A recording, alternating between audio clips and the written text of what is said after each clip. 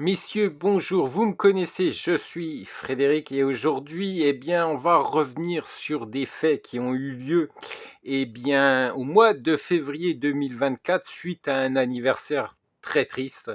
C'est cet anniversaire du quatrième Reich, tenu, dirigé par Hitler et qui est rentré sur le sol ukrainien.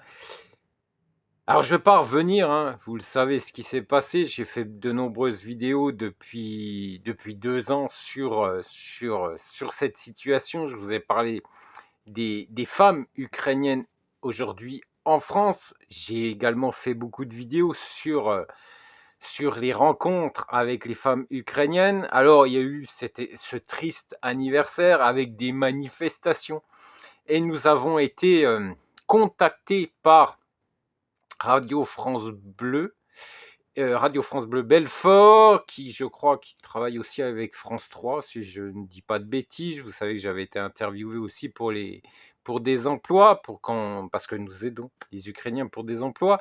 Et là aussi, j'ai été contacté, mais ça s'est pas bien passé. Voilà, donc on laisse passer le jingle et je vais vous expliquer tout ça juste après. Mais je peux vous assurer qu'il y a eu des dents qui ont grincé. À tout de suite.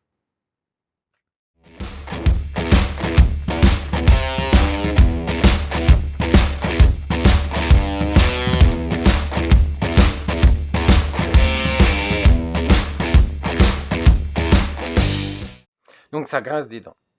Ça grince des dents parce qu'on veut nous interviewer pour nous demander comment ça se passe. Mais on veut mettre bien sûr en avant le fait que la mairie ou le préfet, pas qu'à Belfort, hein, soyons d'accord, partout en France, on aide les Ukrainiens, les familles ukrainiennes pour s'implanter ou pour vivre dignement en France.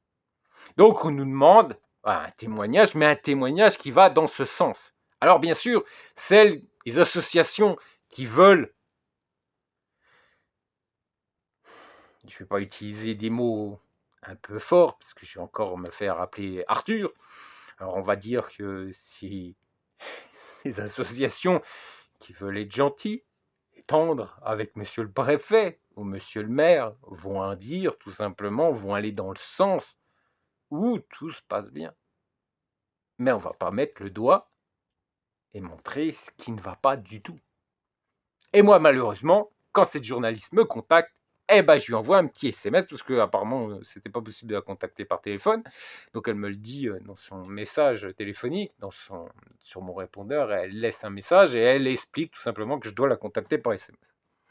Donc je lui dis, tout simplement, est-ce que je dois vous expliquer que tout va bien et cirer les pompes de monsieur le préfet et de monsieur le maire en disant que c'est la fête, que tout va bien?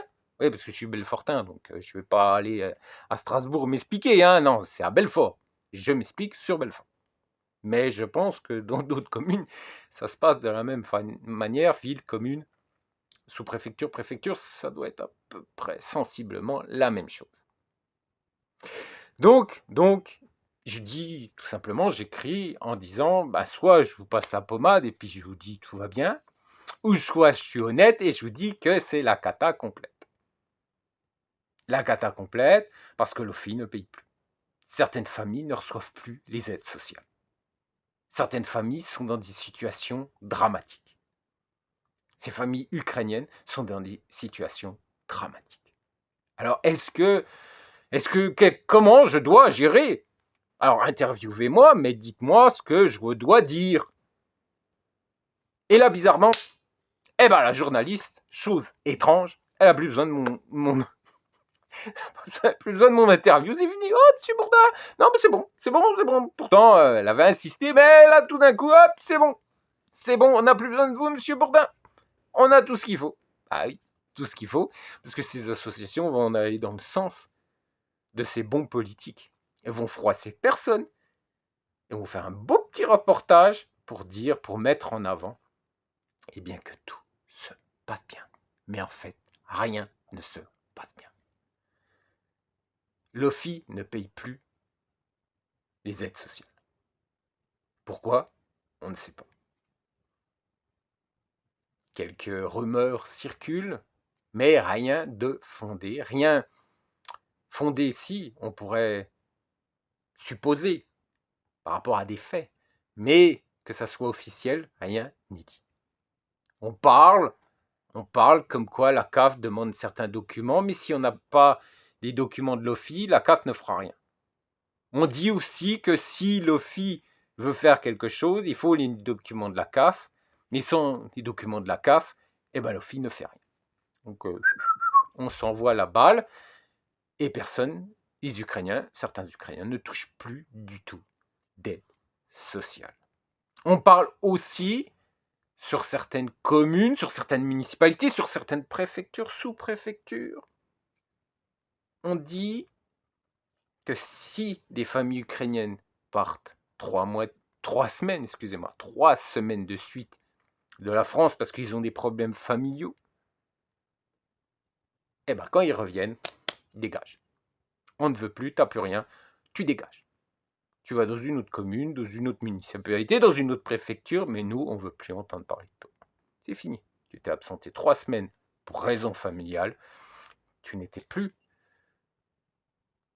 dans ton appartement pendant 3 semaines. On te dégage. Ça, c'est la réalité de ce qui se passe aujourd'hui en France.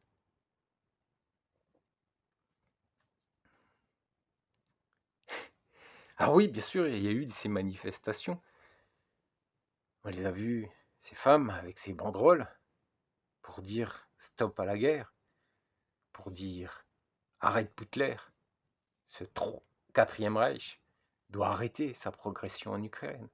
Donc oui, on fait la manif, on se met en avant, ces directeurs et ces présidents et présidentes d'associations se mettent en avant, mais ne parlent pas de toutes ces difficultés, de toute cette situation catastrophique des femmes ukrainiennes. On ne parle pas non plus des assistantes sociales. Ces assistantes sociales, dont leur diplôme doit être dans le social, on est bien d'accord. Mais certaines associations qui aident ces réfugiés sont obligées, étant donné qu'il y a des problèmes, alors je ne sais pas si c'est des problèmes de rémunération, parce qu'ils sont mal rémunérés, ou des problèmes pour avoir du personnel compétent, mais aujourd'hui, ils prennent tout et n'importe quoi. Voilà. Au début, c'était vous devez avoir un diplôme dans le social. Aujourd'hui, même un boucher pourrait travailler comme assistant social pour aider les Ukrainiens. Là aussi, on ne vous en parle pas.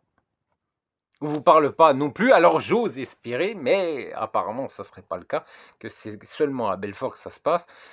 Les Ukrainiens reçoivent des courriers en leur demandant 2, 3, 4 000 euros pour leurs appartements, pour payer l'électricité, en sachant qu'il n'y a pas eu d'ouverture de compteur.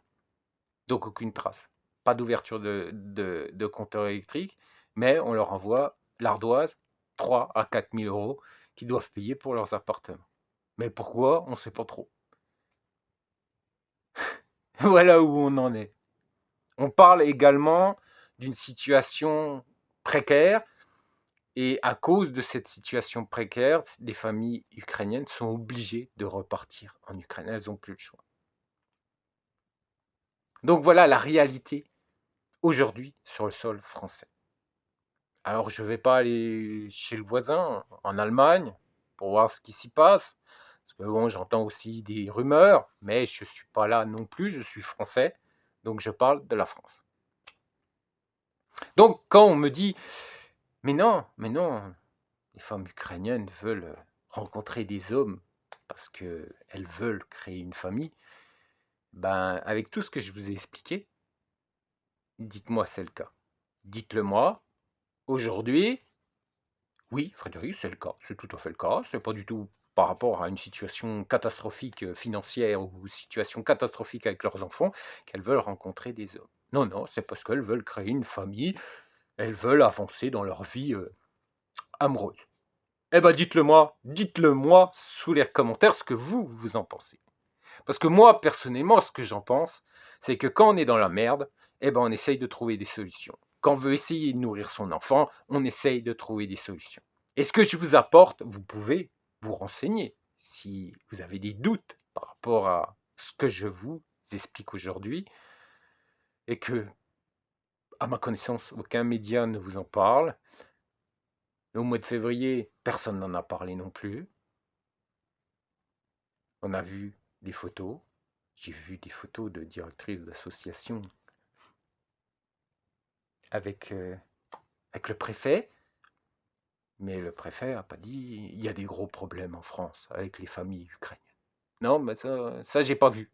Peut-être que vous, dans vos journaux, sur vos chaînes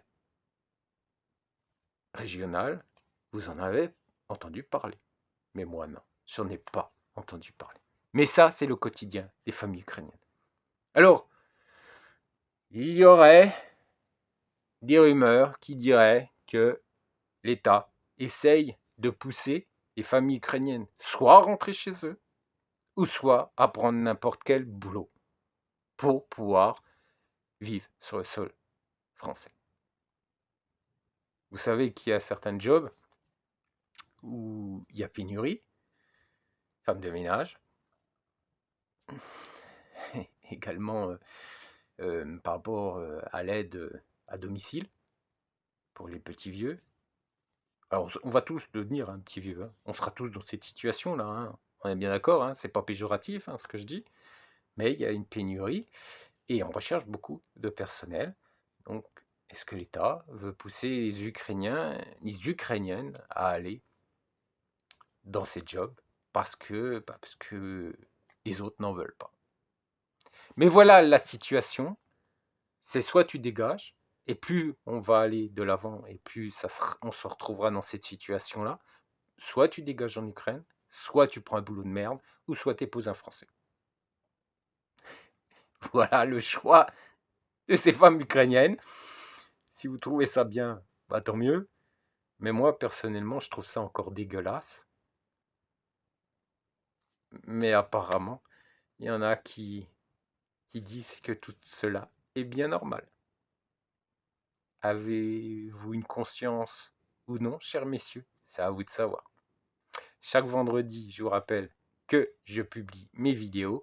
Je vous rappelle également que nous avons un forum pour vous aider à mieux comprendre la mentalité des femmes de l'Est. Je vous dis à très bientôt et je vous dis à la semaine prochaine. Allez, bon week-end.